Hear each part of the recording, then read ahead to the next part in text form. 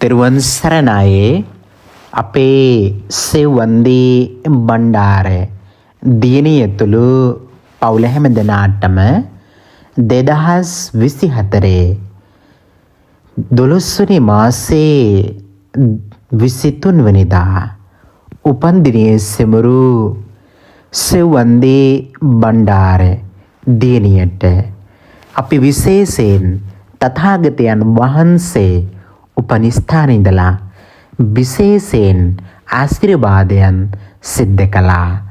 ඉතින් මේ මොහොතේදී නැවතත් අපි ආශිර්වාදයන් සිද්ධ කරනවා. එහෙමනම් තථාගතයන් වහන්සේ උපනිස්ථානයේ විශේෂ පහන් ආලෝක පූජාවන්ද පූජා කිරීමෙන්, ඒ වගේම වන්දනාමාන කිරීමෙන්, පූජෝ සත්කාරයන්ද සිද්ධ කිරීමෙන්, ඒ වගේම ලුම්බිනියේ මහා විහාරයේ වැඩ සිටින ධාතුන් වහන්සේලාටත් සම්බුද්ධ පූජාවන්ද පූජා කිරීමෙන් මේ සෑම පැත්තකින්ම ලබාගත්තා වූ සීලොම් පුණ්‍ය ධර්මයේ බලයෙන්, ඒ වගේම රත්නත්‍රයේ අනන්ත ආශිර්වාද බලයෙන් අද දවසේදී උපන්දිනයේ සෙමරු සෙව්වන්දී බණ්ඩාර දියණියට නිදුක් නිරෝගී සම්පන්නියම දීර්ඝායු සම්පන්නියම උතුම් චිරජීවනයේම ලැබේවා සැලසේවා